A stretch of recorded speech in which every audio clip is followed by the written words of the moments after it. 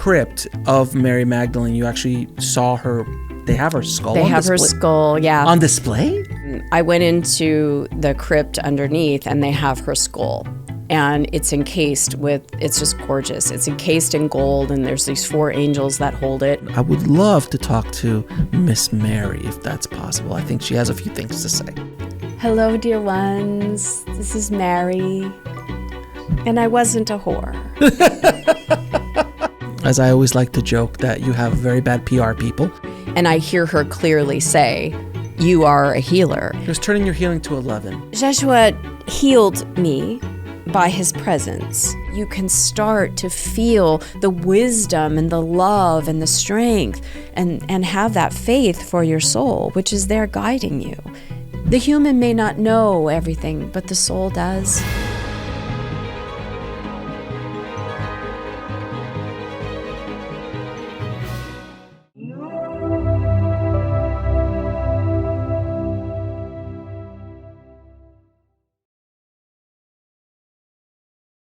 Now, before we jump into this episode, if this conversation resonates with you, please like, subscribe, and share this with whoever you feel that needs to hear it. Your support helps us keep bringing this information out into the world and helps us awaken this planet.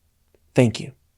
I'd like to welcome back to the show returning champion, Christy Whitman. How you doing, Christy? Hi, I'm so good, Alex. Thank you. Thank you so much for coming back down to Next Level Soul Studios. Honor. What an honor. Thank you for what you do and all the people that you bring and the consciousness that you're sharing with the world. It's a platform for normal freaks like me to, be able to share our gifts and the wisdom that comes through. So, well, I hold space so we can fly our freak flag as much as we possibly can.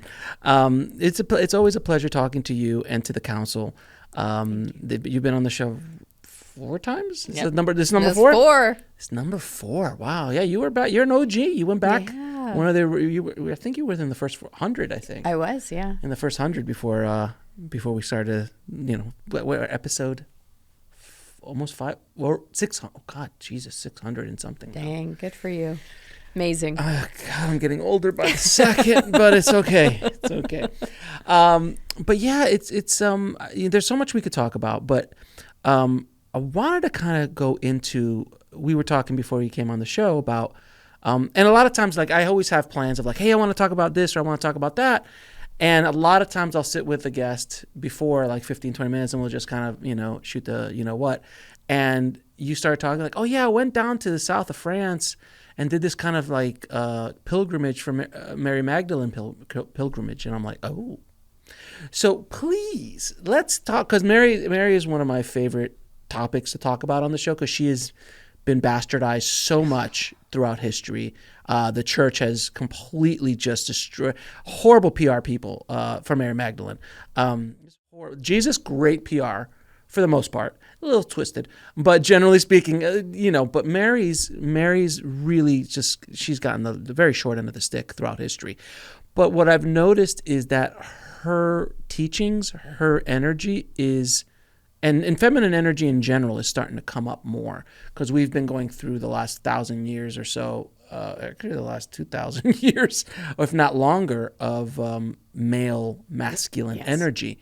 And I've said this before on the show, is like that energy was needed to get us here, like this kind of energy, that's masculine energy. But now we're at a place where you can't keep going down that road without this balance. You really need the feminine to come back in a strong way. And Kuan Yin, Mother Mary, Mary Magdalene, these are ascended masters that keep coming up. The goddesses, yeah. The goddesses are starting so to come up. I opened up to my feminine nature, and feminine is not the way someone looks, it's the energy, right? Because I was very masculine in my energy because, as most girls did, we look at the females or the males, and we don't want to be like the women that don't have any power. The men had all the power. One of my first books that I co-wrote with an author is called Taming Your Alpha, and it was all...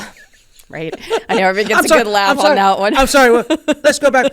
Tame your alpha. Taming your alpha. Nice. Yeah. Well played. Yeah, because, as women, if we're powerful, we're considered, right? As men, if we do the problematic. same, You're very problematic. right? She's uppity. Aggressive, aggressive, and So we didn't have these role models of what a very powerful, feminine, creative woman looked like, because Mary Magdalene, for example, was one that we as women could have easily looked at and followed, but she was suppressed, as most powerful women were. And lied about. Completely lied about. Yeah. So I opened up to my divine feminine goddess energy about 30 years ago, and I started doing goddess retreats about 18 years ago, because it was this channeling of this needs to come out. And so I've continued to do goddess weekends with women and that sort of thing. And what happened for me, and I was raised Catholic, I think we've talked about that. So for me as a little girl, here's what I have as a role model, right? You've got the Mother Mary, who is virginal, and she can do no wrong. And I was told I was a pain in the ass, so I can't live up to Mary Magdalene already. Mother Mary. And by the way, Mother Mary, that's all she was.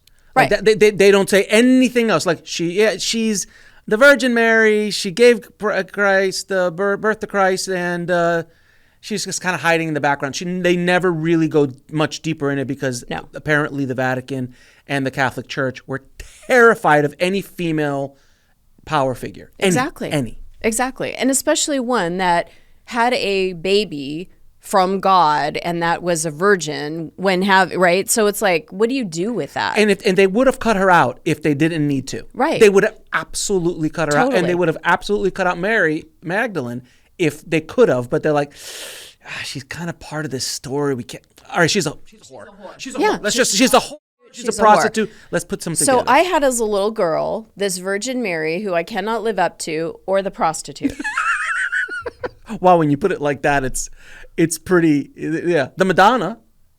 Or the prostitute. Right. It's like, where's the in between, right? Talk about all or nothing.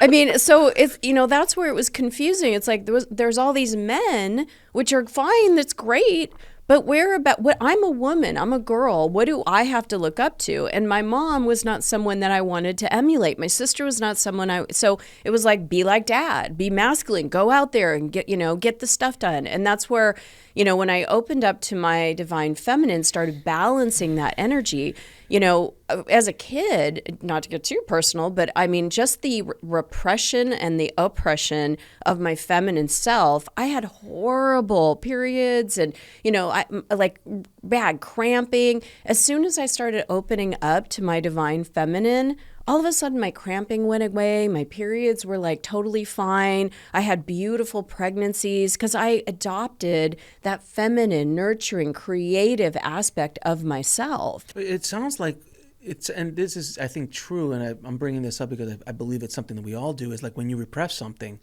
it forms into something else. Exactly. So if you repress anything about yourself, it will manifest in other ways, whether it be a disease, whether it be, a disease or something like you were just saying, or headaches or something physical, or even things outside of you, that this energy that keeps popping into your life to try to break you out of that cycle. Yes. It's something that happens to all of us, but it's really interesting. It is. It's a universal thing, because energy cannot be created or destroyed, but it needs to flow. And that's like my new book, which I know we're going to talk about, the flow factor, but the energy needs to flow. If it doesn't flow and it gets, constricted, or we're restricting it from our coping mechanisms of fight, flight, freeze, fawn, like those natural animalistic parts that we have, for me, I was fighting against that feminine part, because feminine to me meant mom, sister, weak. I don't want weak. Yeah. Weak. They had no power. It's so fascinating, because I've said, I think we might have even spoken about this. I've been surrounded by women my entire life. So I was raised by a single mom, essentially, and my family's my current family, meaning my daughters and my wife. I'm surrounded by estrogen constantly. Yeah, I'm the opposite. I have two boys and a dog is male. Yeah, my cats, their balls been cut off. So essentially, testosterone. I've been raised around feminine energy most of my life. My grandmother, my aunts, I had very little masculine, other than my grandfather, and my father was there as well. They divorced when I was young. But I was really feminine constantly. Yeah. And I was raised around strong women who would go out there and just kicking ass and taking names.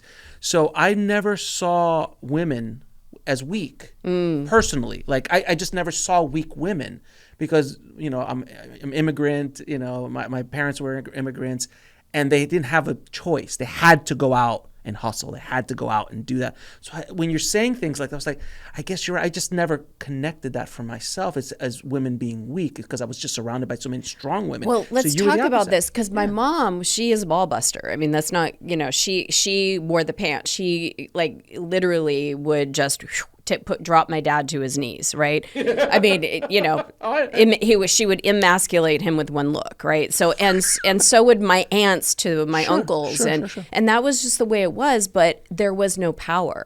I remember, like, talk about imprints, right? We're all imprinted, and if we don't release things, I mean, all our lives, right? But those, I remember when I was 7, my dad and my mom got in an argument, and my dad had my mom's arm and by her back, and she was screaming. My sister and I were playing Atari. So your dad had your mom's arm? So we're at the other side of the house, and we're playing Atari. Sure. That brings you back to where it was. Sure, of course. And we hear my mom screaming, "He's going to break my arm!" So we run in there, and he's got her arm, and finally my sister goes over and like picks him up and you know, like basically body slams him to the ground. Your sister? My sister. She was 11 years older than me, and she was very strong. Oh, very strong, gay woman. You know, very just like. And she just literally. Picked Hulk him up. Hogan'd him. Oh, totally. WWF. And he was like, "Screw this," and he, you know, left the house. And so that's pretty brilliant, right? Yeah, that's awesome. So the three of us are sitting there talking, and I said to my mom, "Why don't you leave him?" Oh, wow. And I knew as a kid, like, this is not functional. At 11? A 7. I was 7 years old. And I said, "Why don't you leave him? Why don't you divorce him?" And she said to me, I'll never forget this. She said, "What am I supposed to do about money?" And so in that moment, I made a decision for myself. Here's where no man is ever gonna, right? I'm never gonna be in that situation. I'm never gonna rely on a man to take care of me, right? And that's where my imprint. So it's like, all right, what's my career? How am I going to make my money? How am I going to be? And that's where the masculine came out, where it's like, what do I do? How do I create goals? You know, how do I make something of myself? And it served me really well until I got in my first marriage, where now I was emasculating my first husband, you know, and because you can't turn it off. No, because it's imprinted. Right. That's the mask you put on. Yes. That's the character you are playing in this life. And that is the coping mechanism that you created to protect yourself from the world. Yes, until I learned how to heal that. Correct. Yes. You know, isn't it fascinating that fear is the core of all? It is. This right here, what we're going through, life, is all about overcoming fear in all forms. That's what this is all about. In many, you could go anything that you're doing, you can lead it back to a fear of something. And there's either two perspectives. And the counsel, who I know we're going to bring in, when my son had he decided to do a backflip when he doesn't know how to do a backflip, so he landed. That's a very dude thing to do. Yes, right. He's like, you got to love it. He's so confident. He's like saw his friend do it, who's been doing it all his life, and he's like, I could do that, and lands on the back. I've seen the YouTube videos. Yes. Yeah, exactly. So counsel was healing his head, and they were like, oh my God, kind of like. A second. You just fast forward. So the counsel's healing his head now. Like, fast forward. Well, he got a concussion. So the counsel's in, and they're kind of like seeing things from a different perspective, right? So and they're like, hey, what's that valve? And they realized, and I didn't even know this, but later researched it. It's like we have it like an on and off switch. We're either pushing against pain or resisting fear, trying to avoid. I never want that to happen to me. I don't want to be in that situation. Of course. So I'm going to push against, or armor myself up. Yeah, correct. Sure. We're either living life like that, or we're moving towards pleasure, because it's like a teeter-totter, up, down, right? When the pleasure center is turned on in the brain, and we're focusing on having the pleasure, like what I look forward to, the pleasure of this conversation, the pleasure of, being with my boys, the pleasure of whatever it is. Bread and cheese in Italy. Exactly. When I'm focusing on the pleasure, I'm not avoiding the pain. Right. But most of us live our lives in that survival mode. Yes. of fight, flight, freeze, fawn, right? And that's where we get into the mechanism of the pleasure has been turned off, because now what's heightened is I've got to protect. I've got to, I've got to survive. And the fear that we feel is that information that something bad is going to happen or it could happen, right? Think of all the gazillion things on options and choices that this world has for us. Some are wonderful, some are not so wonderful. But most of us get caught in the, I don't want that or that or that or that or that to happen, so I'm going to do whatever I can to avoid it. Isn't it interesting that we spend most of our lives focusing on things that haven't happened yet? Right. Or won't happen. Or won't ever happen. Yeah, exactly. I mean, we always disasterize a lot of times, and you're like, I have to invest this money here. Or if you make it like a risky investment, it's because you're afraid of not having enough. Yes. So you're like, oh, this will cover me, or this or that. And it's fascinating how much we are constantly focusing on things that have not yet happened or will never happen, and live our entire lives around, I'm going to lose her, I'm going to lose him, I'm going to lose my job, I'm going to die because of my health, or whatever those things are. You constantly are focusing on things that it's fascinating. It is. It really is. And that's where my earlier work through the divine feminine, and also understanding that comes from a space of lack. I always like to say that there's 3 states of being that we can be in. And the first one, which most humans are in, is lack. That's where all of those behaviors like, procrastination, gossiping, judgment, criticism, all of that come from, and all the lower level emotions, because that's where heartbreak and grief and all of that, we can get stuck there because we don't know how to process our emotions. And living, like we're saying, through fear, we stay stuck in that lack. Lack always feels bad. No matter what you do, lack feels bad. Right. The other side of the spectrum of that is abundance. That's where joy and passion and purpose and freedom and all the good feelings the pleasure of life that we want, right? But most people can't go from lack all the way over to abundance. I saw there was I'll call him an influencer on Instagram the other day that said, hey, when you're disappointed about something, don't be disappointed. Just look at what you can appreciate. I'm like, dude, most people that are in despair and are so disappointed with something that just happened cannot find appreciation. That vibration is so far away. It's like it's too big of a leap. Well, yeah, like I just lost my job, but I need to appreciate that I have shoes on. In theory, right? In theory, that would be ideal, right? But I've lost my father. I'll just appreciate all that he's done for me. Well, there's some grieving to do. That's a natural part of being a human being. And I know we're going to talk about Mary Magdalene, but that's the part that she is just teaching me so much, is that, think about what she had gone through. She witnessed her beloved literally, just get beaten to death. And when I was in the south of France, we'll talk about that, I had a vision, and I was right there seeing this, and I was just gut-wrenched for her pain. And for her to still get up and to have to flee to save her own lives, because all the other disciples were being crucified, so she was going to be too. She had to flee while pregnant and try to escape. Pregnant. What? And escape. Yes, pregnant. We'll talk about that in a minute. We'll talk about that in a minute. And at the same time, continued to have enough gusto, continue to have enough faith to go speak the word of what she learned and what she was, what moved her. But she had to feel the pain. She had to process the emotions.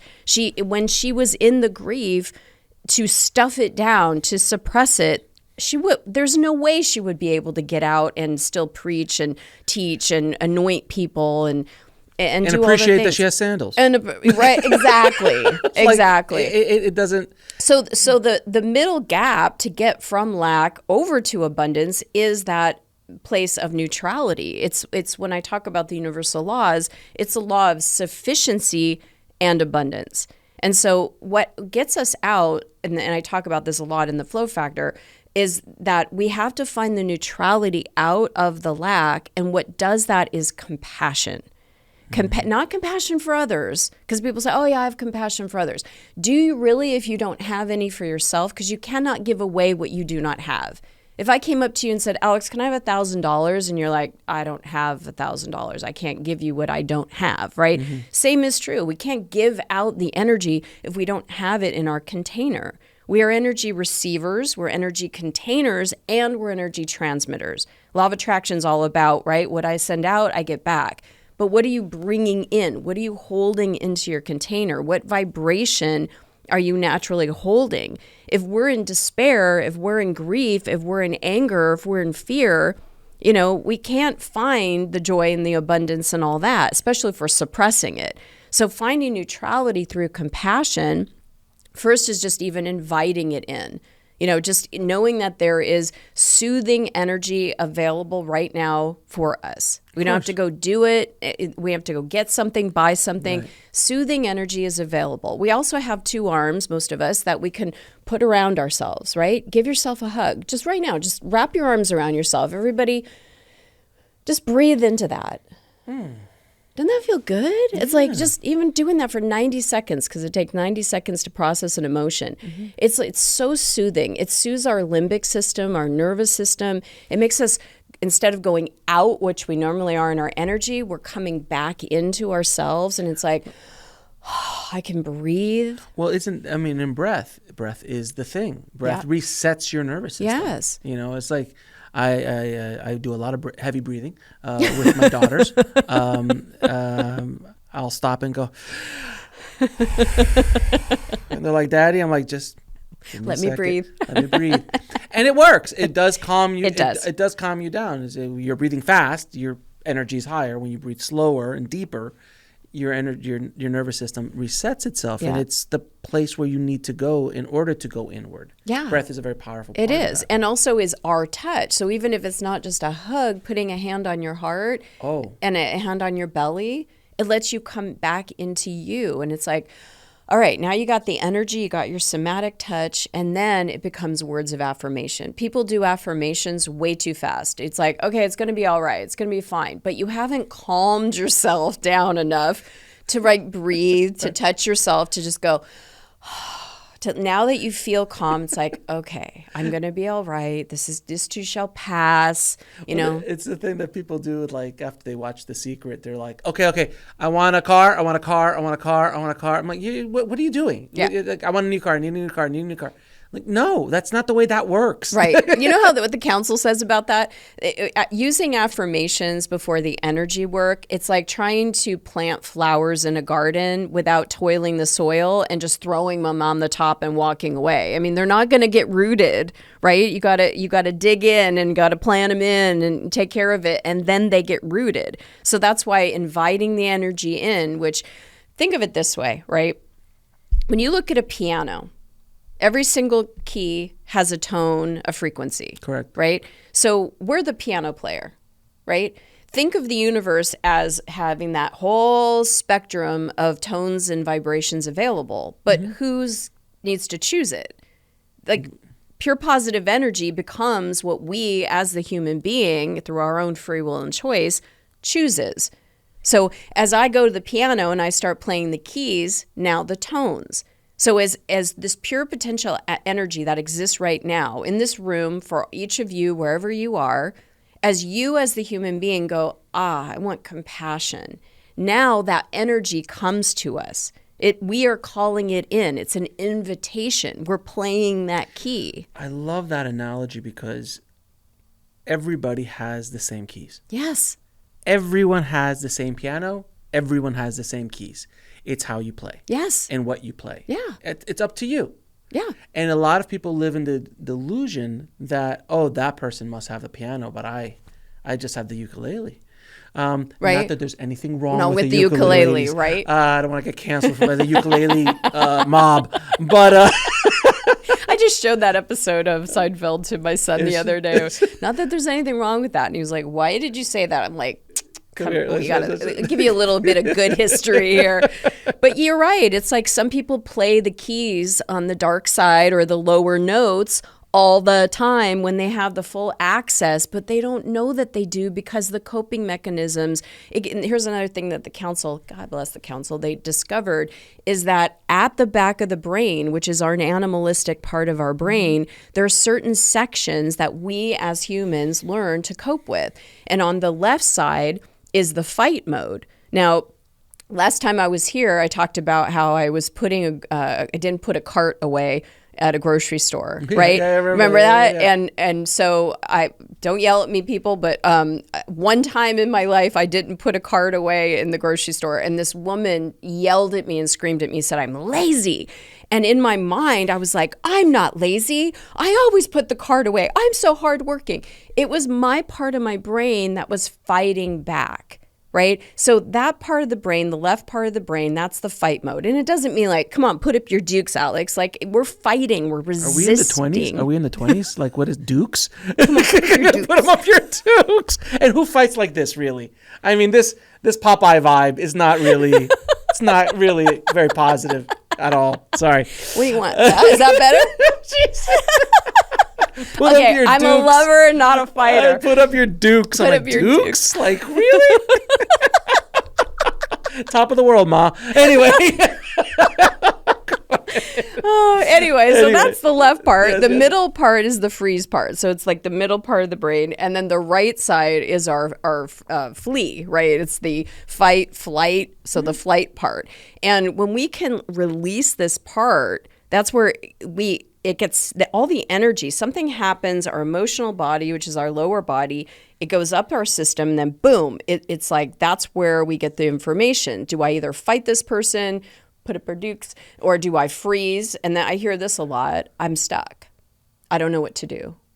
Right? Yeah, you freeze. Yeah. I'm blocked. Like and I've been this way for a long time. They're in freeze mode. Or when they're in flight mode, it's like do more. That's why a lot of women, it's like they can't have that quiet time. It's where vices come in. I got to leave myself. I got to run away. I got to leave this relationship. People go out from one to another thinking that, and I was like that in my first marriage. I was in flight mode based on that 7-year-old conversation with my mom. I'm like, never going to do that. Never going to have a man treat me like that. I'm going to leave. And so in my first marriage, I was in an 8-year relationship and marriage. Now I've been married to Frederick for 18 years and have my children with him. But in my first marriage, it was like if he looked at me wrong. In my mind, I was like, oh yeah? I got one bag packed. It never would have. It was doomed. It was doomed. Yeah. You can't have a relationship like No, that. you can't. You can't have one foot in and one foot out. But my coping mechanism from when I was 7 years old had me in that mode because, if he leaves the house mad like my dad did, I'm out of here. I mean, he was the nicest man and never did anything even like remotely like my father. But it's like, you look at me wrong, I'm out of here, And so and we can't judge ourselves for it. That's the thing is that to get out of that lack and into the neutrality, you cannot have judgment and compassion at the same time. Compassion lets you live without the judgment, beating yourself up. And let me share with you something. So for me, my imprint was that I needed to work constantly. I needed to hustle. Since I was a little boy, I had everything I needed. My parents were wonderful. I was in lack. I always had food on the table. I had a roof over my head, went to Catholic school. I had toys. It was never. I never was like poor, but we worked for our money. We were middle class. Yeah. It was the 80s, 70s, 80s. Yeah. But I knew, especially with my mom, when she was a single mom, I knew I couldn't go ask her. I'm like, hey, I need a little money to buy this. I just knew. I never even bothered. So I was like, oh, I see what's happening here. I got to go. So I started doing hustling. I started hustling garage sales and selling things since I was a little kid. And that hustle, that mentality, that imprint drove my life up to so many years ago. Yeah. And it's still to be arguably, I mean, hello. Hello. I don't see that anymore. I think it's slowed down a little bit. But I'm aware of what I was doing to the point where I burned out. I burned out multiple times because I was just, I gotta go. Yeah. And then I was like, oh, I gotta do this. I gotta look bigger than I was, and all this kind of stuff when I was a younger man. And, as I gotten older, the body just starts like, dude, you can't do this anymore. Can't do that anymore, yeah. Like physically. Yeah. And that started the beginning of the slowing down process for me, even though it doesn't seem like I'm slowing down in the least. But I am, and I'm just focused energy in very different ways than I used to. Yeah. But that was that. I'm bringing it up as an example of my imprint. Yeah. It wasn't like I'm not going to rely. I said, no, I have to rely on myself. I have to be able to be the provider. I have to be able to go out and do stuff no matter what. And so in that, did you have a little man whipping you? Faster, go more, do more. Myself. Yeah, that's what I'm saying. Oh, yeah, little man in your own head was you. Oh, no, I was constant. I'll tell a story. I don't think I've ever told this story before. So when I moved to LA with my wife, we moved to LA so I could follow my filmmaking career. And I was in Florida, and we moved out to LA to actually, further my career. And one Christmas, I think it was our first Christmas there, I figured out this hustle. I'm very proud of this. Very proud. To this day, I'm extremely proud. Imprints are helpful and to a point. I'm very, very proud of this. But I figured out that because I had businesses online. I've been selling things on eBay for years ago. So I knew how to hustle things. Sold, DVDs on Amazon. That's a whole other story back in the day. But I figured out that GameStop, the video game place, they were selling a video game for, let's say, $20. But on Amazon, they were selling the same game for $50. And it was Christmas. So I was like, that's interesting. So you would think, right? Like, oh, he must have bought like 20 or 30 of these games and then resold them on Amazon. You would be incorrect.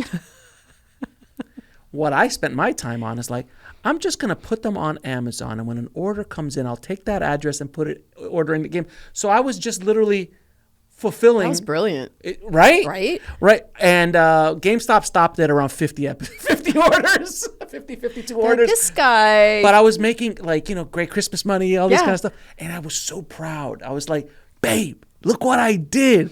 I hustled. I got like another $600, $700, $800 or something like that doing this hustle. And she's like, why are we here? We could have hustled like this back in Florida. Why are we here?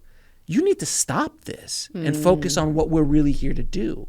And that was the first time someone stopped me. God bless her heart. God bless her heart. God bless her heart. That I was like, oh, okay. And that was the very first time I had to stop and pause and go, what am I doing? Yeah. I never, because I'd just been going. I was like, 33 or something like that at the time. Oh, there's endless energy at 33. Can you imagine? If I was 33 now, wow. I would be dangerous. With this brain? Oh, my God. What I know now. I know now, dangerous. I would be traveling. In the best way possible. Oh, absolutely. Yeah, absolutely. But it's about that programming. It really is. It's interesting what, not damage. I wouldn't call it damage that is done when you're younger. It is just what you signed up for when you walked into this. You needed to do what you went through in order to be able to realize that lesson and move past it. Without going through it, you would have never learned the lesson. So to say that in these experiences that we just shared, someone that has some type of abuse and they had, some really damaging imprints in their lives that keep them stay stuck, it's hard. It's kind of like, hey, be appreciative of that, right? It's hard to go from I'm still stuck in it because the energy is still there and the imprint is still there. And so I'm still, because all time is simultaneous, right? Sure. It's like past, present, future exists right now.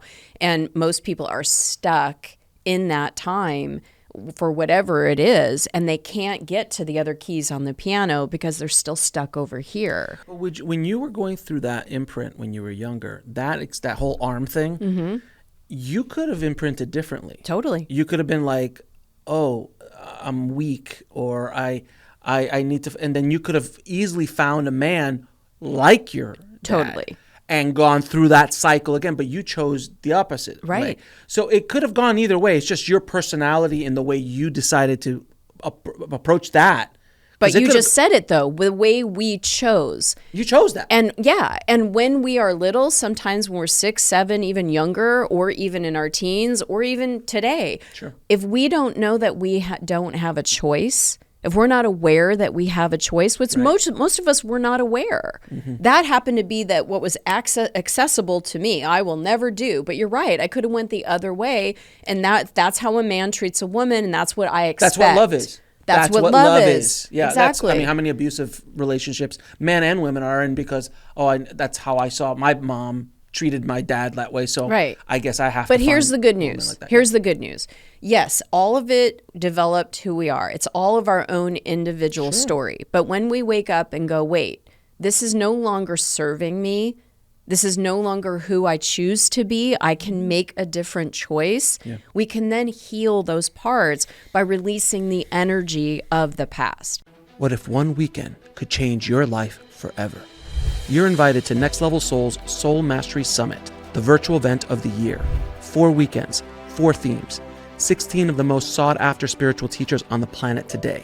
On weekend 1, awaken with Anita Murjani, James Van Praagh, Mariko Frederick, and Sean Leonard, as they uncover soul lessons from the afterlife. On weekend 2, experience live channeled wisdom from Sarah Landon, Daryl Anka, Angie Hipple, and Sheila Gillette as they guide you to connect with your guides and higher realms. On weekend 3, discover ancient wisdom and spiritual science with John Davis, Billy Carson, Robert Edward Grant, and Aaron Abke as they illuminate the deeper path of mastery. And on weekend 4, go deeper with Deborah Silverman, Julie Ryan, Kyle Cease, and Gaia Chinaya as they unlock your soul's blueprint through astrology, past lives, and soul alignment. Hosted by me, Alex Ferrari. 4 live sessions every weekend. Attend live, revisit anytime, and unlock over $1,000 in soul-expanding bonuses free with your pass. The journey begins September 20th. Your soul brought you here, so let's begin your next chapter together.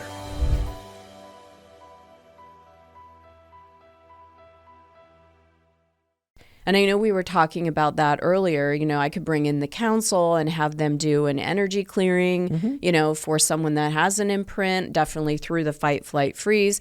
Because here's the thing. When the energy gets stuck in the back of the head, what are these 2 centers? This is where our, the council calls this our faith portal, our third eye, right? It's our intuition, our higher, finding higher access. When the animal part of us, the human part of us is stuck in that lack, that despair, the energy can't find that higher awareness. Right. So that's why we help unblock that and release that stuck energy so that now you can have access to the fullness of who you are. It's a spiritual acupuncture. Yeah. Essentially. Yeah. So let's talk about your trip in the south of France. Okay. So you decided to go on a pilgrimage. Can I tell you the whole story, how this set up? Because it was just brilliant. So one session that I was doing with a couple of clients, the one woman asked me about Mary Magdalene, and not me, the council, because the council was there, and they said, "What, you want to talk to her?" And I want to ask her, and she's like, "Could I?" And so council brought in Mary Magdalene, and the 4 women that were on this call were like sobbing because it was like part of them had been awakened in them, and she was asking Mary questions. So after that, all of a sudden I started hearing and feeling and sensing Mary, and I could feel her. I told my husband, I feel like Mary is calling me to the south of France. And he's like, God, it wasn't to Milwaukee. Nothing was wrong with Milwaukee, but you know what I mean. I feel like I gotta go to Milwaukee. I don't really know why. Thank God it was the south of France. Well, I'm like, Mary's calling me the south of France, and he's kind of like, good luck with that, And I'm like, we had no plans, nothing, right? And I'm like, God, I really feel this call. And then all of a sudden, I'm like, I wonder if there are people that do pilgrimages, and kind of, again, no plans, right? So I started looking online. I'm like, nobody was really tickling my fancy, nothing was, I know I'm in the 20s again, nothing was tickling my fancy. And all of a sudden a client emails me randomly, right? Nothing's ever random. And says, hey, Christy, I don't know why, but I'm being told to send you this person's name. She does pilgrimages in the south of France for Mary Magdalene. And I'm like, wow. Okay. I mean, I've done this work for myself for 35 years, professionally 25 years, but still when something like that happens, it's still like a, Yeah. So I was like, okay, so I'm just going to sit with this. I emailed the woman. She says, normally I don't do one-on-one pilgrimages, and I wasn't interested in doing it with a big group. I just wasn't. And she goes, but for you, Mary's telling me yes. So I'm like, okay, so now I got the place. Now I got the guide, right?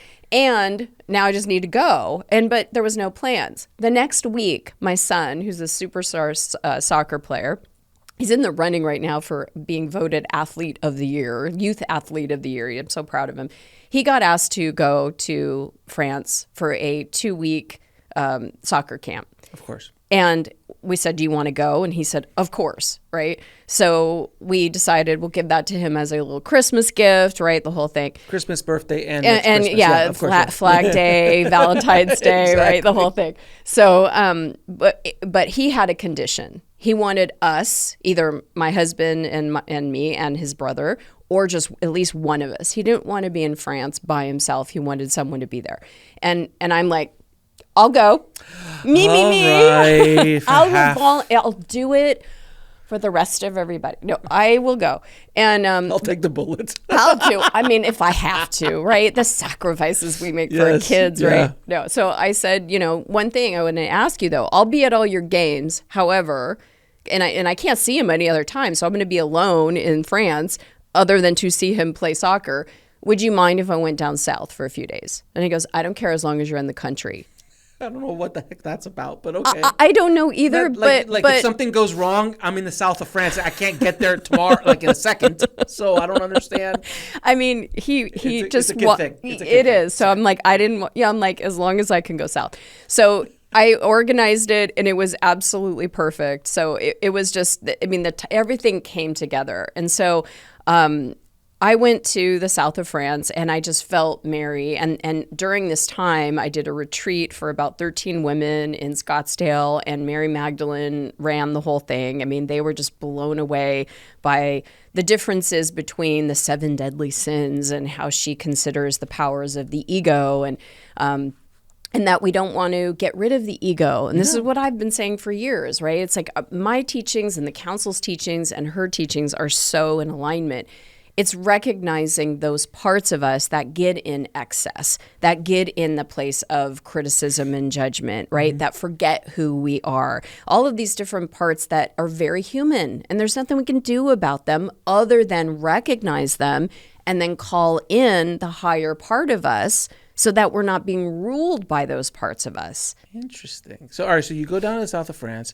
You told me that you were in the temple or the crypt. The crypt of Mary Magdalene. You actually saw her. They have her skull. They have her skull, yeah. On display? Yeah, it's underneath. There's this beautiful basilica that was created by her friend that she was in the grotto with, Saint Maxim. And funny enough, that's my son's name, is Maxim. Mm-hmm. And I went into the crypt underneath, and they have her skull. And it's encased it's just gorgeous. It's encased in gold, and there's these 4 angels that hold it. And I, went there a couple times because I stayed there for a couple days. And one day when I went there, I was just really open, and it was rare because there was nobody else in there. It was just me. And all of a sudden, my hands just became like on fire. It was like I was holding a hot potato. And I could feel my hands like shaking, and they were just like on fire. And I hear her clearly say, "You are a healer." And I'm like in this place, but in my mind, I'm like, duh, Mary, I already know that. I've been healing people for, 25 years, right? And not to be, not respectful, but I already know this. But it was a different anointing. And it was just a full embodiment of that. It was turning your healing to 11. It was like, let's churn up the cooker. Yeah. So, yeah, that was one of the many things that I experienced. I also went and sat at the rock of Isis, and a very powerful mother divine energy as well. And while I was sitting there, I could feel this energy up from my chakra, just like, going through me and around me. And it brought in this power that, not a power like force, like a masculine power, but a very creative power that was just moving through my body. And then the next place I went was this, oh my God, there were so many places, but there was the Fountain de l'Amour. And it's this stream, it's like a waterfall. And right next to it is a heart-shaped pool. And the water is freezing, but I went in it and screaming. But it was where she anointed women and men, and in the way of love. Because the way of love is all about compassion, right? You are human and you're going to have contrast. This is what I write about in the Flow Factor. Contrast exists. In our minds, we could have infinite contrast that we were just talking about. Things didn't just happen, but we're worried and thinking about what might or what could. And we also worry about what happened already. Right. We never really figure out what's happening now. Right. Exactly. And the compassion, that whole breathing, that hug yourself, it brings you back into the now so that you're not focusing on the past and you're not worried about the future. That compassion energy, that helps the forgiveness. I know Jesus talked a lot about forgiveness. When you're in compassion, you're not in judgment, so there is nothing to forgive. Mm-hmm. Very true. Yeah. Let's bring in the council first. Okay. And then as we talk to the council for a little bit, then we'll kind of bring in the Mary Magdalene. The Mary She's Magdalene. special. Yes. She is just absolutely special. Yep, absolutely. Yeah. Okay. We are here. We are back. Yes, you are. We are back. We feel like rock stars. We are very happy to be with you, dear one, and very honored to address everyone that will be viewing this, and very grateful for this moment in time to have these high-level conversations. Oh, thank you so much for being here. Hopefully we can do, if you're willing, to do a healing for people. Indeed. As we were talking about, as Christy and I were talking about, so we could do a healing for people who are kind of stuck in a minute. But before we get to that, I'm really curious about what your thoughts are about AI right now, because it is something that is everywhere and growing so fast, and so many people are scared of it. So many people are optimistic about it. I have my feelings about it, but I'd love to hear what your take is on it for humanity and its spiritual evolution and its evolution in general. Well, let's look at it this way. It's a tool. It is a tool. And like any tool, you can find the good or the bad in it. In any circumstance, you can find some that will freak out about the bad and let that keep them stuck, right? There's always those that will worry about anything. When you have something like, say, COVID that happened years ago, it seems like eons ago, you had those that were in the freak out and the fear of it. And others were on the other side going, okay, it's like the flu, we'll get over it, right? It's not that big of a deal. It's really about your own individual perception. And are you biting this thing that is now here? It is here. And how can you accept it and flow with it? Because it may not be something that you use as a tool.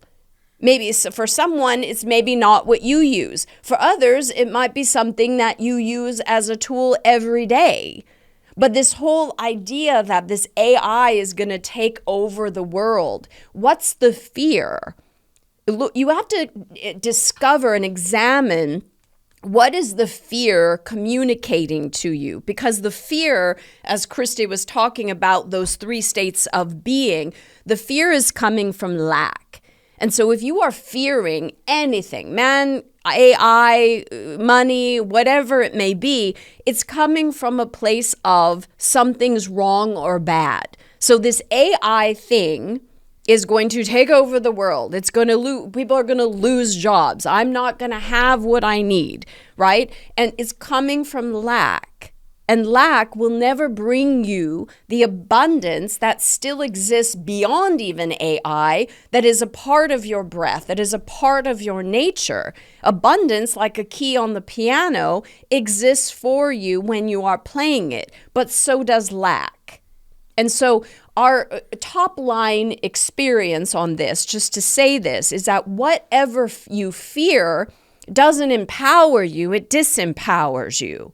And for those that can see the benefit, like yourself, right, and use it as a tool, you will then be in alignment with it. This is one thing as a human experience in this time, in this space, that you either align with or you don't. But let me ask you this. Yes. I'll play devil's advocate Please here for do. a second.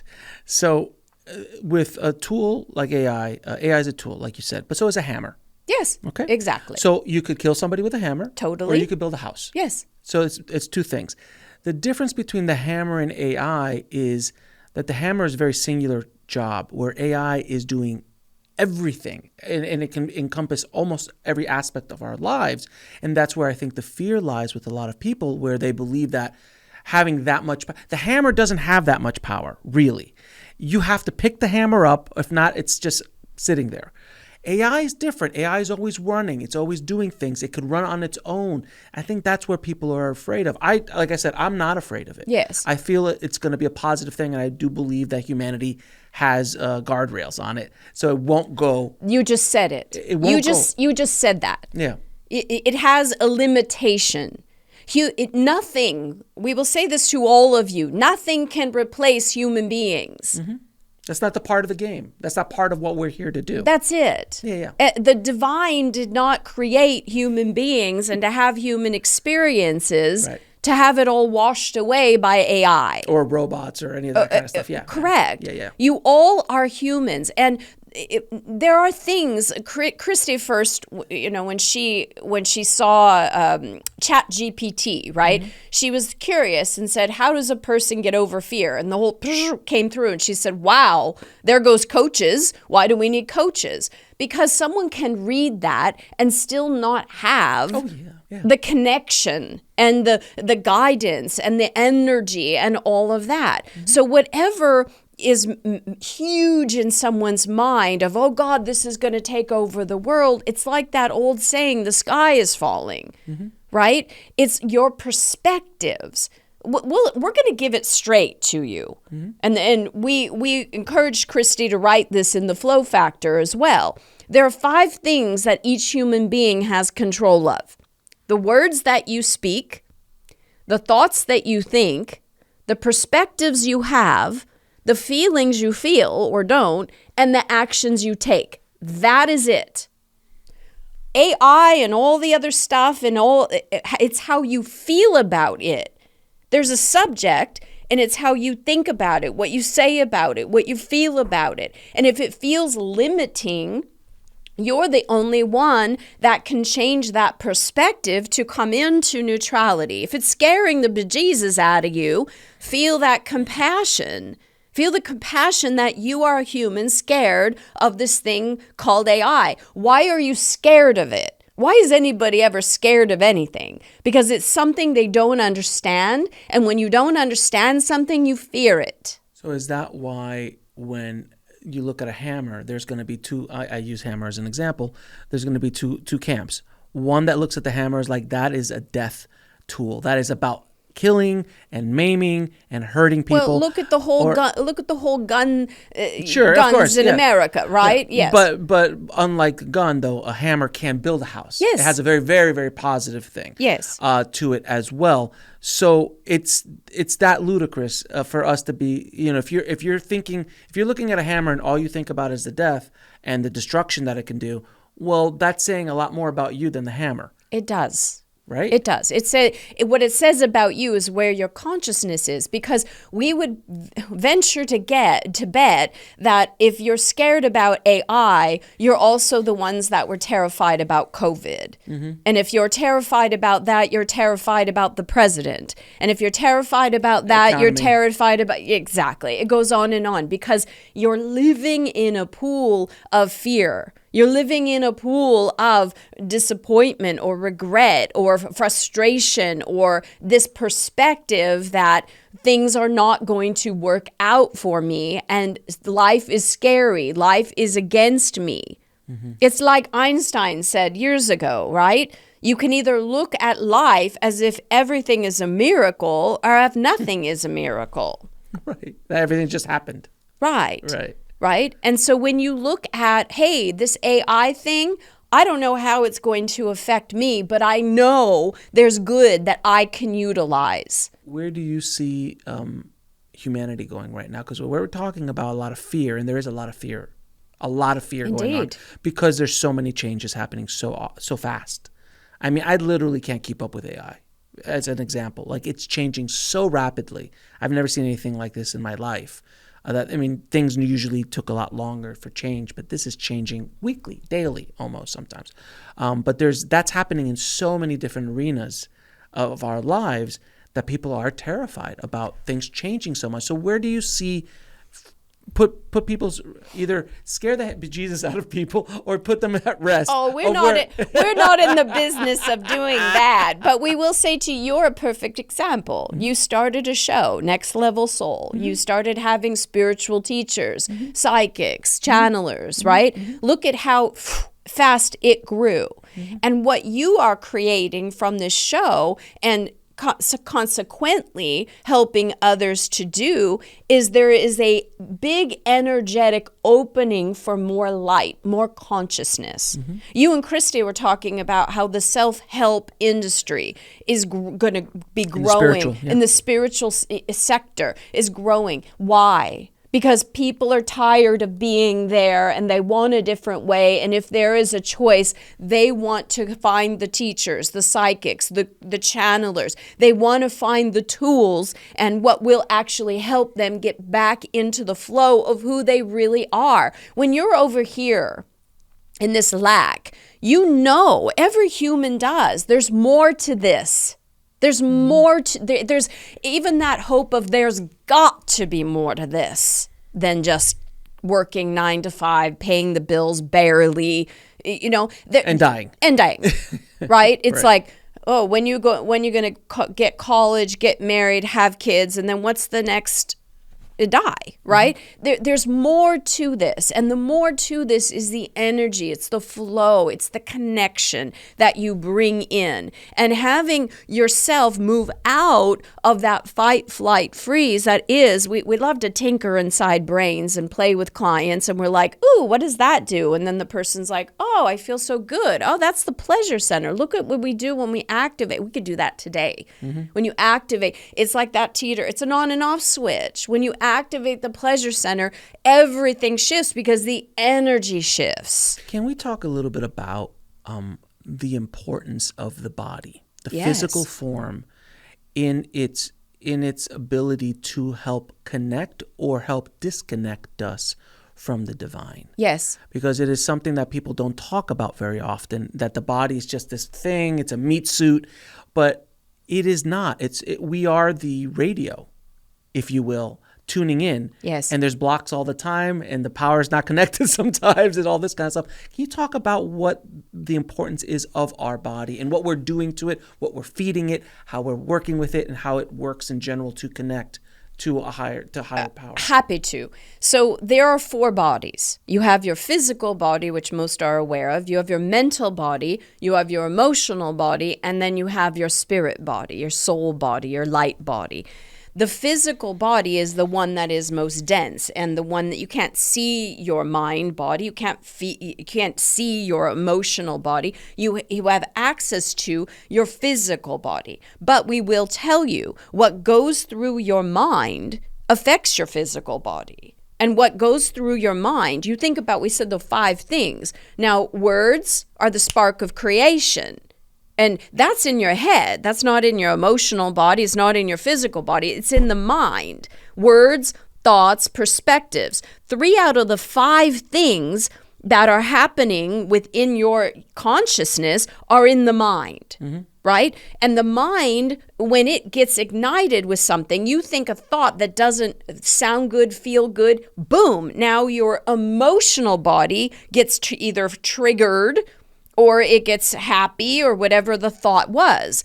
Let's all practice this. Let's like Dick and Jane kindergarten type of thing. Say to yourselves, nothing ever works out for me. Nothing ever works out for me. Ooh, you can feel it. Yeah. Right? Instantaneously. Feel it. Yeah, well, let's get rid of that. Everything always works out for me. Everything always comes out aces for me. And it's a completely different energy. It is. Yeah. So the mind thought it, the emotions got ignited, and then the body had biochemical reactions. The limbic system shrunk, and the nervous system closed down from the first. But from the second, from when you said things always work out for me, right? And who's in the 20s? Everything always works out in aces for me? Yes. You were making fun of Christy with her put up your dukes. We're going to have to tell her that to give you that back, because that was coming up aces, baby. Aces. That's right. Right? 20s, yeah. Very 20s vibe. Yes. Okay, so note to self, remind Christy of that so she could give it back to Alex. Yes. So, but you see, it's like the physical body, and the same is true. Let's look at it, the emotional body. If someone is in despair, if someone is in frustration, if someone is feeling fear, and the emotions have gone as far as they can in the containment of that emotion, is what happens if you have a bathtub and you stop the flow of the water going out, but you keep the water, it's going to overflow. Mm-hmm. Yes? So in the emotional body, if it doesn't have an outlet or a release place like the bathtub, it's going to go into the body. It's going to go into energy, into the shoulder, into the digestion, into the head, that head pressure where you get migraines, right? Or you get that those headaches. It has to. The physical body is the container of all that the mental and the emotional body manifest. So physical body is the manifester. Now, here's the good news. If you start feeding your mind with positive thoughts, and a lot of times it's hard to start there with the mind. You need to go into the emotions and clear out those old emotions. We feel compelled to say this too. We're going to bring up a story from Christy. When Christy was 7th and 8th grade, she really felt this need to connect with other kids. And so she wanted to be a part of a team. And so she would leave the house and say, I'm going to go try out for cheerleading today. And her mom would say to her, now don't be disappointed if you don't get it.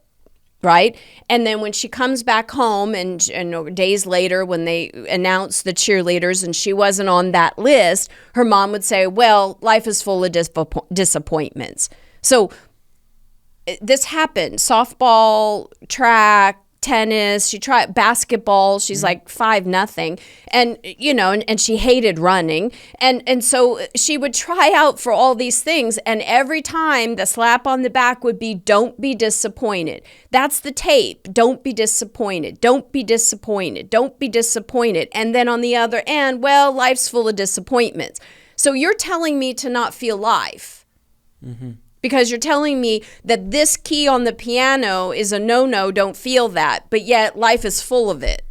Mm-hmm. So it's a block, it's a shutdown. So what you're going along and all of a sudden you feel disappointment. And instead of processing it, crying, letting yourself feel the pain of it, feel the actual energy of that emotion, it'll go away within 90 seconds. Sometimes it takes a couple more rounds, depending on how attached someone was to a certain thing. But you feel the emotion, and then you have access to the flow of that compassion. You have access to the flow of the next thing that gets you eager and excited for life, right? That energy gets blocked.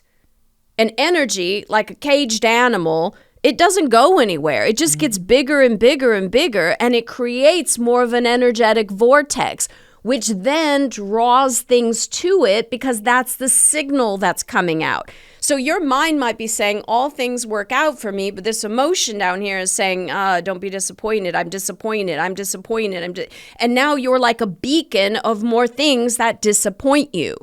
We've seen this over and over. You release the imprint of disappointment in this case, and now you flow a different energy inside of your container, and the frequency then doesn't vibrate, and you're not that beacon that calling out to more things, people, situations that will then disappoint you. Now you replace it with, surprise and delights, joy, fun, pleasure, and now you draw to you that. Beautifully said. Now, can we do a little bit of a healing before we bring in the Miss Mary Magdalene? Yes. Oh, she's honored. Well, one thing else we wanted to say about the body, because the actions, right? The actions. So what you eat, what supplements you take, whether you're moving your body, right? This is basic stuff, but everybody says it because there's a reason. Getting proper sleep, right?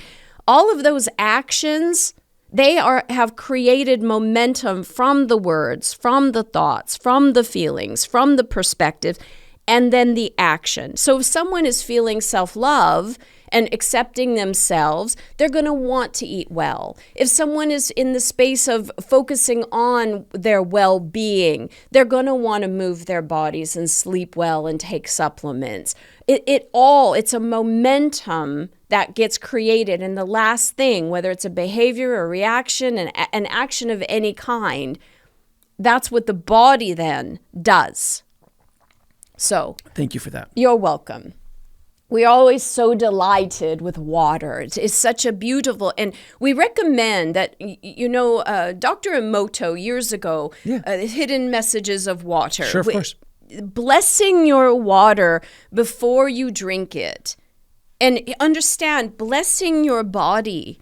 The first thing in the morning when you wake up, I got another day. Even if your body doesn't feel good, or you have aches and pains, or you have disease, as you are the God of your body, you are the commander to all of the cells. All those cells have little ears that are like, what is she saying to me today? When you are blessing your body, and you're thanking your body. That hug thing is so, give yourself a hug and feel the love that you have for your body, for all those cells. Your cells will release all the gunk and all of the stuff that blocks the flow and brings you back into the flow of your natural well-being, which is your God-given gift. It is the standard through which you were created. Beautiful. Yes. Beautiful. Okay. So can we do a little healing? Indeed. So let's have everybody just close your eyes and turn your attention inward. And at the back of your head and neck, right where the curve of your head and the top of your spine, if you were to put your head back, you would crunch your finger. There's a divot right in there. This is a release valve. You know how you have many chakras throughout the body? This is one that doesn't really get talked about. This is a release valve. So we want to imagine that you're opening it up, kind of like you're turning on the shower, you're turning on the bath, you're turning the knob, you're opening that up. And just imagine that the energy is releasing out the back of your head and neck. And now what we want to do in all time, not just now with you in the studio, for every single person that will be watching this, they can feel the pressure of everybody's heads already. Through time, what we are going to do is really help you with the back of the head, where the fight, flight, and freeze. Again, as Christy was saying, on the left side is that resistance. So imagining that the energy from whatever you've been ruminating about, whatever the resistance has been, you're releasing that out through the back of the head and neck. And you're just through that release valve, letting that release, and just feel the pulsation. You may feel a little lightheadedness or dizziness, a little nausea. Just stick with it. That's just old stuck energy that's moving out through the back of the head and neck. Good. So letting this release from the left side. You can imagine any thoughts that you've been focusing on, such as ones that have been spiraling in and they've had no way out, such as I don't know what to do, or I'm frustrated. What am I supposed to do? I don't understand. These are a lot of ruminating thoughts. Just let all of those just release out, like you're giving the energy an escape route. Let all of that energy release. Really good. There's a lot of resistance energy with your group here. So we're just still working on the left side of the head. And good. Just letting all of this go. Fantastic. We're going to also then move to the middle part of the brain where the stop, the freeze is. And whatever you feel has been blocking you, feel and imagine that this energy, good, this energy is releasing out the back of the head and neck. Oh, your viewers are really gonna get a lot out of this. This is big stuff. We're feeling them in the realms, in many different dimensions, in many aspects of time. So just letting, good, Alex, that's good for you too. Just the place where in the middle of the brain, at the back of the head, just that animalistic part, letting that release out. Really good. All right. And then also we're continuing now to the right side, which is the flight part, where you feel you need to leave yourself. You need to get out of your own body. You need to get out of your own head. You want to get out of a situation. You feel like running faster, doing more. Just letting all of this energy release. Now, understand as we are doing this release of the energy, this doesn't take away your human ability to have these coping skills, but now you'll have greater awareness when they are happening to then create a different option, which is flow. Very good. All right, we're going to continue to release that as we now start to open up the top of your head. Good release. The top of your head, your spiritual center, we're going to start opening that up, letting more light come through the seventh chakra at the top of your head, through the spiritual center, as this is moving in.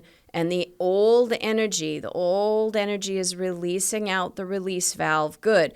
Bringing in that light. Yes. Letting that light fill your entire brain, your mind, just filling up with light. Fantastic. Good. And we will also then work through your third eye, through the faith portal. We're really blasting you all, so just stick with this. There's a lot of energy moving, going through your third eye, which we call the faith portal, letting the energy, this light energy, move through your third eye all the way into your pineal gland, all the way in the center of your head. This is like a spiritual eyeball that then gets activated and starts to create more spiritual sight, more higher awareness. Good. And we're going to have all of you, as this is all happening and releasing and getting activated, we want to have you all blend with your soul. So imagine your soul, which is your light body, which is your spiritual body. Imagine that you have your soul surrounding you, 5 feet above your head, 5 feet below your feet, 5 feet in front of your body, to the back of your body, and all the way around, like you are in this beautiful orb of light. Your soul is always with you. And just feel your soul's light pouring down through the top of your head, pouring in through your third eye, and filling up your entire mental body. So the energy that then manifests the words and thoughts and the perspectives, the energy is being doused with this higher energy. And let all the old energy release out the back of the head and neck. Fantastic. All right. Now we're going to have you focus down into your belly, below your belly button.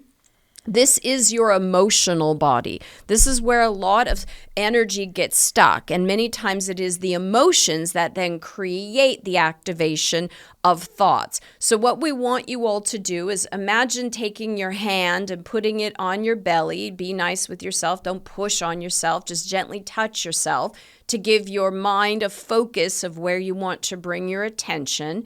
And much like you would much like you would check your pulse or your heartbeat, there's an energy pulsation in your belly. And we want you to think of yourself like a surfer wading in the water to catch a wave. Let yourself just feel whatever pulsation is happening, whatever brings your mind to a certain awareness. Good. And let yourself just feel that pulsation. That's the energy. You don't have to define it. You don't have to name it. You don't even have to describe it or tell a story about it. It's just energy that is ready to be released. Now, continuing to open up the back of the head and neck if you're feeling any dizziness or tightness or pressure. Let yourself focus down all the way into the belly and let this energy start to dissolve like a bath bomb. You might start getting pictures or images.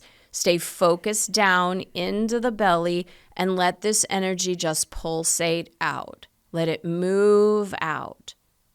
And as it starts to release out whatever you've been holding on to, imagine that your soul light is pouring in this compassion energy, filling up your emotional body with this light, filling up just like it filled up your mind, filling up and transmuting the lower level energy with this higher light. And take a breath.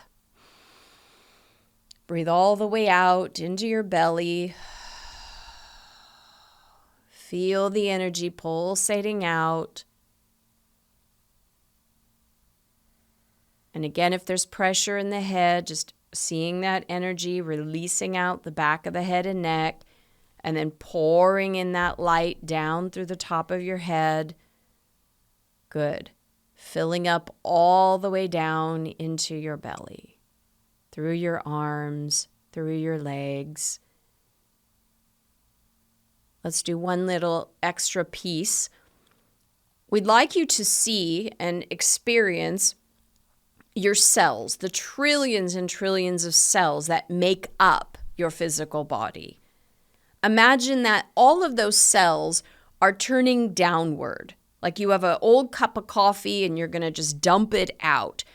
Any energy, just imagine all of those cells are releasing out and down. Just everything just releasing down. The organ cells, the skin cells, every blood cell, just everything just turning downward. Releasing all of that out. Good. All the way down to the bottoms of the feet and the tip of the fingers, just every cell releasing down. Now, as you command your body, all of the cells turn back up, and now they are filling up with light. See it as a cascading light pouring through, being filled up from your source, your soul, this beautiful, high refined energy, moving into every brain cell, every nail cell, every skin cell, every organ cell, just pouring in, filling up very quickly, moving into and around and down your hips, your spine, your nerve cells, just filling up with this gorgeous, beautiful, gossamer light of your soul, blending even deeper at a cellular level with your soul's light. Good. Now, this is like planting little seeds. You know, if you create a garden, you plant some seeds, and some may bloom right away. Other things may need to germinate a little bit. But as you are literally filling your container with light, and all four of your bodies, your light body, your spirit body, the soul body, whatever you choose to, energy body, whatever you choose to call it, it already is light.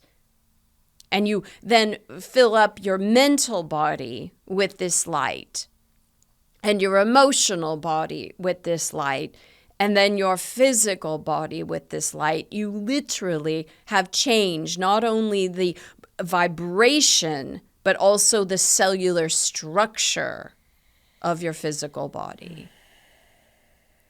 So take a breath and breathe out. Go ahead and wiggle your fingers and your toes as you come back into the room that you are in. Imagine stretching your body. If there's any place where you have aches or tension or tightness, imagine that light is moving into that area, because it's just energy releasing from the body. Give yourself a beautiful hug and tell yourself thank you. Tell yourself something wonderful, positive. You've got this. Life is good. I am good. I'm amazing. My soul rocks. Whatever you want to say, something positive. And when you are ready, come back into the room feeling refreshed, renewed, and revitalized. Thank you so much for that. That was beautiful. You are welcome, That was dear. beautiful. That was beautiful. I felt all sorts of things going on through that experience. So if we can, I would love to talk to Miss Mary, if that's possible. I think she has a few things to say. Indeed. This is a great platform. And thank you again. It is our great honor, dear one. All right. Let's go get Miss Mary.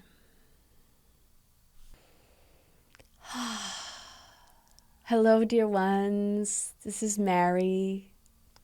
Hi, Mary. Thank you so much for being here. Such a delight. It's a long time coming. Yes. And I wasn't a whore. Well, let's talk about that a little bit. As I always like to joke that you have very bad PR people. Your public relations has been pretty rough throughout the years. Can you explain a little bit of what your part was in Jesus's life, or Yeshua's life, and from the beginning of his ministry all the way to the end and then beyond? And what was your true part in this story, as opposed to the part the story that we have been told by the church and by the powers that be, that wanted to diminish your part, if you will, in this story? Yeshua healed me by his presence. And as any great master will do, he brought the light which allowed me to access my own light. And the despair that I had been feeling, and the grief that I had been feeling and going through, and the darkness that I had been overcome with the part of the ego, and as Jesus or the Bible would say, the 7 sins, right? I was diminished by them, but I got permission. He gave me permission.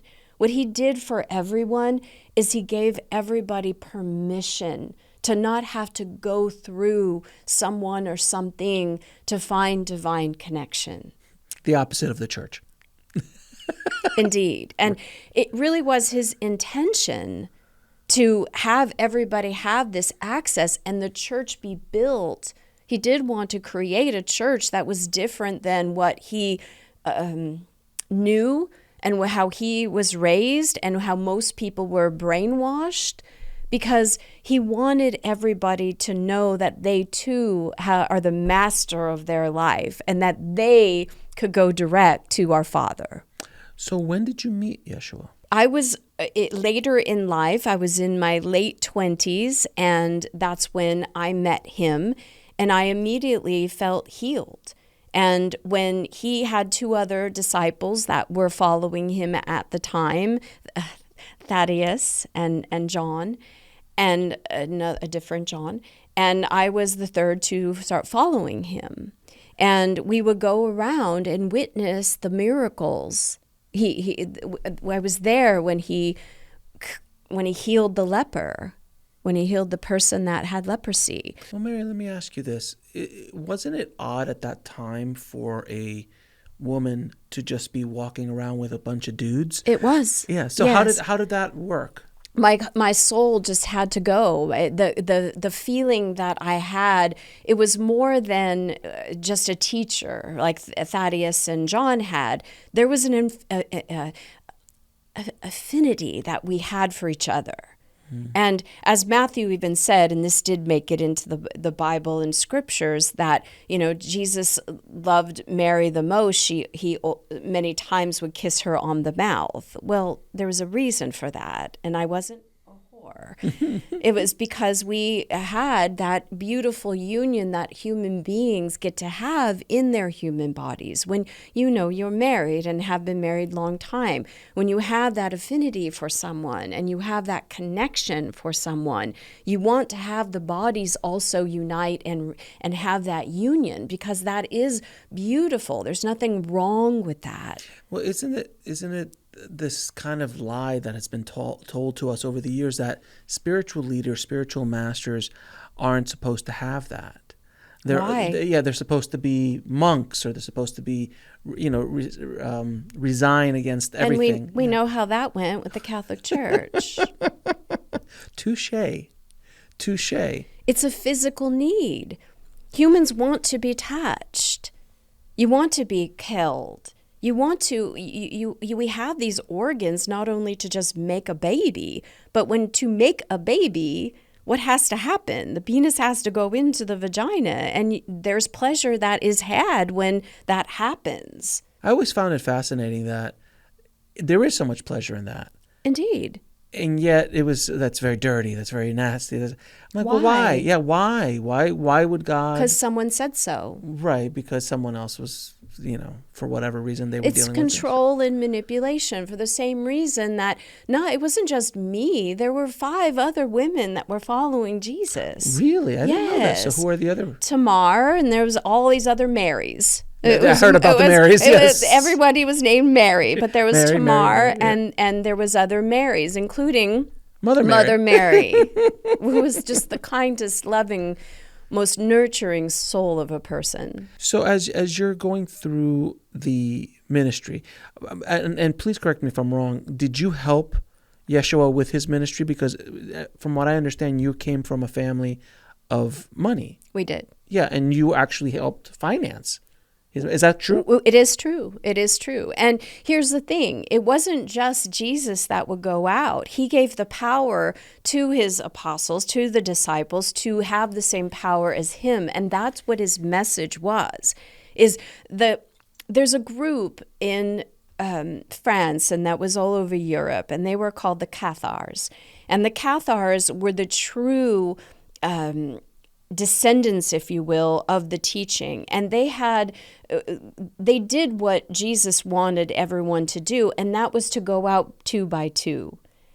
We would go out together. It wasn't just, there were moments when it was just Joshua, but what he wanted us to do is to go out 2 by 2 and to be feminine and masculine, so that you would have both sides of it. And so the Cathars, they really followed that tradition further than anybody did. And it was always a feminine and a masculine that would go out together and spread the word of love and forgiveness and creation. It's everything I can do, you can do, and more. The kingdom of heaven is within you. These are the core teachings. Exactly. Of Yeshua. Yes. So as you're going through this time, which was short, it wasn't long. It was very short. It was very short, the time. So you were in your 20s. At what point in his ministry? Well, he was already on his ministry. Yes. He was already moving forward. You just jumped in early, essentially. Yes. We were one of his earlier followers. Yes, it was earlier followers. And Mary was always there, the Mother Mary. Yes, always was there as well. As you were going through this, you were a witness to what he was doing. Yes. Arguably closer than anybody else. Indeed. Even more than his mother. Indeed. when he started to get, I mean, from what I understand, he was a troublemaker, quote unquote. Well, he knew he had a mission. Right. And he was true to that mission. He was true to his father. Right. And it didn't matter what the opposition was or what nobody else wanted him to do. The light within him needed to be expressed. And he was one that never would ever for anyone dim his light. And that commitment is what just enlivened him. So as the opposition became stronger in his ministry, because I was saying he was called a troublemaker. He was kicked out of many towns. He was, he would go wherever, and please correct me if I'm wrong. Because it was blasphemy what he was saying in the eyes of the flipping the table over Yes. and that whole thing. He was in danger many times, physical danger. People were like, no, we got to kill this guy. Yes. Because that was a time where people were killing left and right. Not that much has changed in today's world. How did you deal with this on not only a spiritual level, but on a woman watching her man, a wife watching her husband, and we'll talk about the husband and wife thing in a minute, go through this? Because it's one thing, if anything happens to my wife, if she's sick, if she's ill, if she's injured, it really hurts me. Same thing with children as well, but specifically with my spouse. I can't imagine what you went through. And also at a time where and please correct me if I'm wrong. I was hunted. Not only hunted, but you were, livestock had more respect than women got in many places. Is that correct? That is absolutely true. It is absolutely So how did true. you deal with that? As we want to bring, because you were asking, this energy of the divine feminine has been coming through for the past couple of decades now, and it's now stronger than ever. And the reason is because the female, in what we all learn from Jesus, is that we are human. So even though he was this Messiah, he was so angry that he turned over the tables and he did all that. He was human. And there's that human tendency to bypass or to not allow or to suppress, right? Even what we were talking about, the sexuality of what a human wants, right? And so the human emotions, we had to feel them. We couldn't run away from them. And I had to escape and cry and feel the piercing of the pain, because it was out of our control. We knew we were the rebel makers or the troublemakers because we were opposing what needed to be said and what had to come to light. But there was no other way to do that, because if you have the contrast and the untruth and then the truth comes out, there are some that are not going to like it. Right? You always have humans. You all have your own human brains and your own ways of interpreting things. You and Council were just talking about AI and how it's an individual perspective. All of us dealt with it very differently. How I dealt with it is I knew that I was still alive. And so I had to, in absolute respect and reverence for him, my beloved, and for our Father, for that his will be done. And it was the time that a new perspective, the Council talks about being an energy master. And Yeshua was the ultimate energy master. He knew who he was and he knew his mission, and he wouldn't let anything stop him, even opposition from the truth that he was speaking. And so because I believe so deeply and my life changed, and all of the people that we saw the miracles happening with, this truth couldn't be squashed anymore. The miracles specifically I wanted to ask you about, because it's fascinated me. Yeshua's life has fascinated me as a former Catholic, or recovering Catholic, as I like to joke. But I always am fascinated with those missing years from 12 to 30, those 18 years. I imagine that you met him after, obviously, when he had already come in on the donkey. Yes. No, I met him before the donkey. You met him before so you met him before the donkey. Yes, we were his earlier. So this is before he came back. Indeed. So then, what happened in those 18 years? Because there's been a lot of myth around those 18 years. Where did he go to Egypt? Did he go to India? Did he learn the yogic ways? Did he go to Tibet? He did. What did you witness, and what do you know to be the truth? Well, what we got to speak about and what he revealed is all of those different traditions that he learned. And he did live in Egypt, and he did learn about the different connections that he had there in Tibet, and he did travel. He also he was a carpenter, he was a bricklayer, right? So he did the manual work of doing that, but while he did, he would teach others. He would talk to the fellow bricklayers and carpenters about what he was learning. He'd always been a teacher, even from a young kid. He would spend, hours upon hours in the traditions to be able to learn what the scriptures so that he was able to know them, but then he went beyond them in his learnings and travel. So that's very interesting that you say that he was like a bricklayer and a carpenter. No, it's not really talked about, but during those 18 years, he had to make a living. He did. It wasn't, yes. He hadn't met you yet. Exactly. So he had to make a living and he had to make his way. Yes. They don't think about the teenage years or the early 20s that he had to work. But he was still learning. Yes. He wasn't a monk in Egypt. He wasn't a monk in Tibet. No. He was working and earning his way while learning. Yes. He was being human. Yes, he was being human. Yeah. He wasn't it wasn't his time yet. The father did not,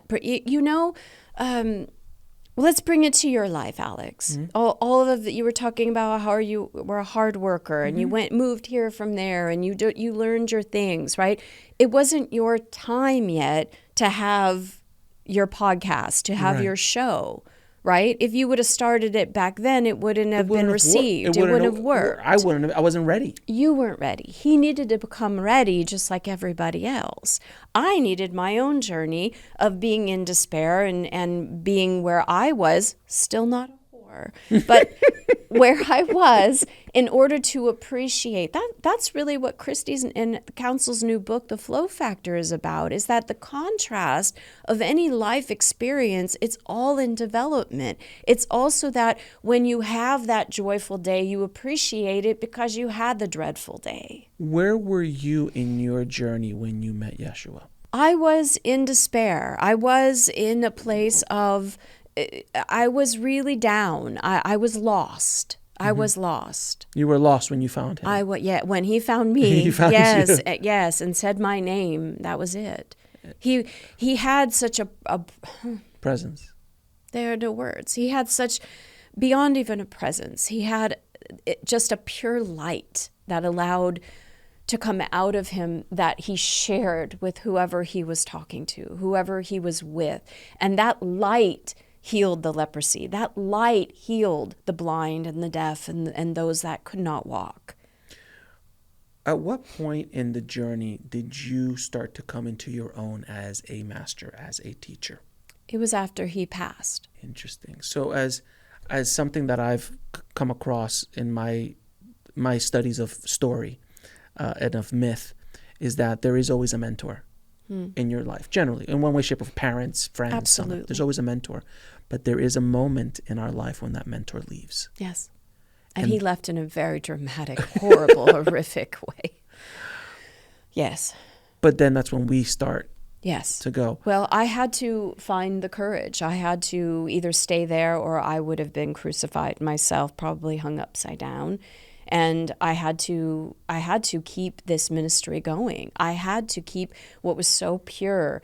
And so I fled and I landed in Mary la Mer in the south of France. And I had my child, Sarah Tamar. And she also was a very profound, prolific teacher. And to clarify, these are Yeshua's children. Yes, they are. Okay. Yeah. And I had to find the courage And this is the biggest message I have for everybody today, is that no matter what you're going through, you always can find the courage and the bravery. Because even though I had to flee and I had to literally hide in a grotto and in different parts of France, and I would come down because I knew that I couldn't keep what I knew to myself. I wrote. I'm a writer. I was a writer. I'm now embodied through a writer. But I would write those stories and those scriptures. And when they were found, they were burned. They were buried. They were taken. And now they're finding, as truth must come up, they're finding more and more scriptures that even to this day, there's a 80-page scripture that's being translated. Currently that you wrote. Yeah. Now, I do want to just touch upon when Yeshua's life ended, because you had children with him. What was the crucifixion in reality? Was it a physical death? Was it a spiritual death? Was it all at once? Did you continue with him after? Was there anything like that? Can you explain? Yeah, so I did see him, and that's the beauty, is that we never lose anyone or anything because the energy of it. And so he came to me and showed himself, and from him, from the other side, was still guiding me. And that's why I did have that bravery, because I knew that there was something greater than me still guiding me. And so he would help me through and write through those scriptures. And so even though I was in a grotto, he was there. His presence was there with me. To my understanding, and please correct me if I'm wrong, in Jeshua's life, he wasn't very well known other than in the areas that he was in. Indeed. Even there's, I think, one sentence in the Roman scriptures or in our antiquity that said that there was a guy named Jesus who was crucified. He was just one of, hundreds of many, yes, that were crucified and killed by the Roman Empire. So he wasn't really well known. He wasn't really famous, if you will. It was the work of you and the apostles and it took hundreds of years, indeed, to get this to spread out. Is that correct? And it was part of not just the Christians, but the Cathars. Again, here's where the suppression came. About 700 years ago, one of the popes and the king of France started having genocide for these groups of Cathars, and in different parts of Italy and in Spain, and at Montague, which is one of the places that Christy went to. This was one of the largest groups where they were given an ultimatum: either you join the Catholic Church, right, which is very Yeshua-like, or you will die. We will put a ring of fire and you walk into your own fire. And all of them did, except for two that were able to escape and keep the book of love, the true teachings of Jesus. Because here's the thing, he wouldn't have allowed women to follow him, because during that time, you said it, women weren't allowed. They didn't have any rights. Sarah Tamar was a black woman. And so that wasn't allowed back in that time. So Jesus loved everyone and felt everyone deserved love, not conditional love, total unconditional love. He loved everybody. He loved his disciples. He had Zagat in his zealot in his group, that were of opposition to the Jews and the Romans and different parts. He had I'm losing the word. Those that were not Jewish, right? He loved them all as the Father loves us all. And that was he was here to teach the truth, not the limitations and the words that got messed up, and the manipulation and the control. He loves us all. It's fascinating that when I was at the Vatican, I looked around, I'm like, this has nothing to do with Jesus. It has nothing to do with Yeshua. Nothing. He didn't want any of this. No. He didn't want Just like Christmas. Well, yeah, I mean, that's Santa Claus, but that's a whole other conversation. Well, you had showed Christy a Yes. Yes. Yes, a beautiful video with Nate Bargatze. What does Yeshua think about, if you don't mind me asking you, what does he think about what has been done in his name over the last 2,000 years? Well, if he was here alive, he'd be pissed. If he came in. If he was a human being in this experience, but from the place that he is, there's just no anger. There's no anger. No, of course. It's just part of the process. Yeah. It's just part of evolvement. You give human beings their own free will, and you get a group of human beings together that are for something and opposing something else. It doesn't matter if it's Democrat, Republican. It doesn't matter if it's abortion or gun control. You get groups together that have a deep belief, then they want to manipulate and control the other side so they get their way.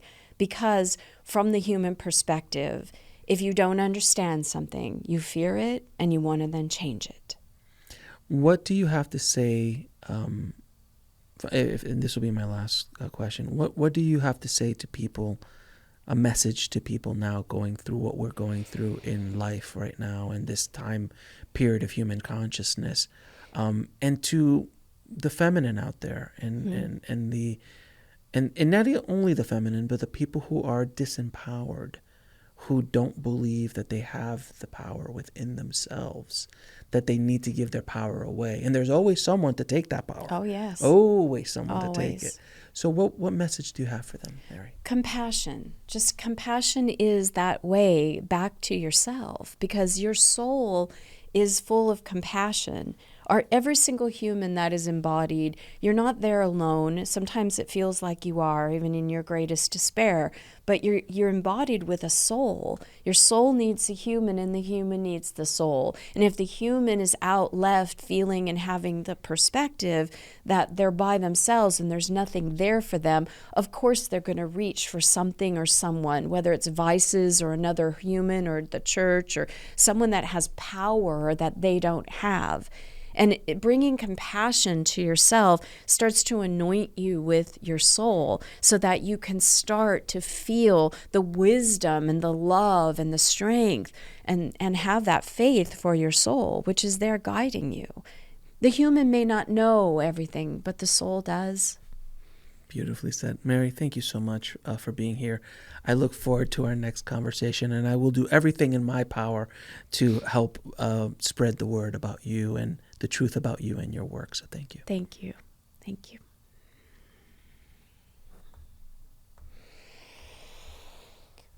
Whew. How are you doing? I'm good. I took a nice nap. You're all powered up now? You're all powered What I up? miss. I'm going to have to watch the show, see what I missed. Because, of course, I don't know if you all, I know you know this, but I don't know if your audience, when I'm out, I'm fully out. So you don't remember any of it? No, I don't have any. It's not even dreamlike for you. Not, if you were to say something, it's like that. Like, you know, when you, I remember a dream. Like, I remember part of a dream. Okay. You know, there's that, but unless you trigger it. Yeah, exactly. If I trigger it, it won't come out. Yeah. Well, it was a beautiful session. The counsel was wonderful as always. The healing was very beautiful. Oh, good. You got a healing. And then Mary and I had a very candid conversation. Nice. About everything. So it was beautiful. It was really beautiful. Yay. It was a beautiful, beautiful conversation. I'm going to ask you those questions I ask all my guests. There might be a few new ones in there for you. Okay. What is your definition of living a fulfilled life? Connection. You know, that moment of just connection with my soul, just feeling that there's something here to support me. And I bring that energy into whether it's parenting or my partnership or my business, clients. Sure. If you had a chance to go back in time and speak to little Christy, what advice would you give her? It all turns out okay. Relax, right? It's like life is good. You know, enjoy the moments. Now, what advice would little Christy give you today? Play more. That's pretty much. Yeah, that's very play true. Play more. How do you define God or source? It's just everything that feels good. Emotions, thoughts, you know, connection. That's God. That's God's presence. That's all of it. Yeah. What is love? Love is a frequency. It's an energy. It's the highest vibration. It's the creative manifestation ray of vibration that we have. Love is the connector. Love is healing. Love is it all. Love is God. God is love. If you could ask God one question, what would it be? Why me? No. I mean, seriously, No, seriously. If I could ask God one question, what could I do to help support a greater shift in this planet? And what is the ultimate purpose of life? To be pleasure, to enjoy, to be present, to connect, to love. And where can people find out more about you, your new book, The Flow Factor, and everything that you do? So you can go to theflowfactorbook.com. It's at every bookstore. Go to watchyourwords.com. It's a great place to continue with my work and to help you shift, because words start the creation. So watchyourwords.com. Also christywhitman.com. All that good stuff. All that good stuff. Google me, as they say, Google me. And do you have any parting messages for the audience? Yes. We are human, right? And we have human tendencies. And and those moments that we have those human tendencies that don't feel good, give yourself compassion for those moments instead of beating yourself up, instead of criticizing and judging yourself. If you could find compassion instead of judgment, life looks very, very different. We are our worst enemy. It really is true. We beat the hell out of ourselves. Christy, it's always a pleasure talking to you. Thank you so much for coming on the show again and introducing us to Mary. It was such a beautiful conversation. I appreciate you and everything you're doing to awaken the planet. So thank you so much, Alex.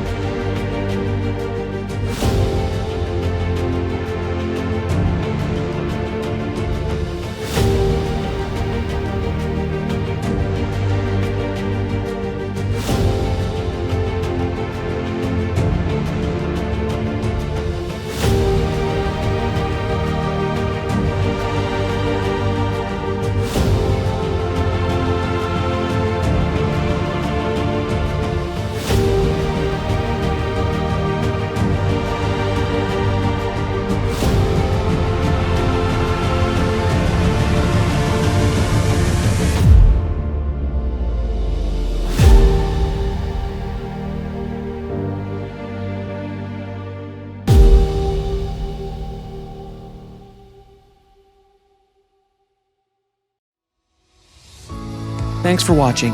Click on one of the videos below to continue your journey, and don't forget to subscribe.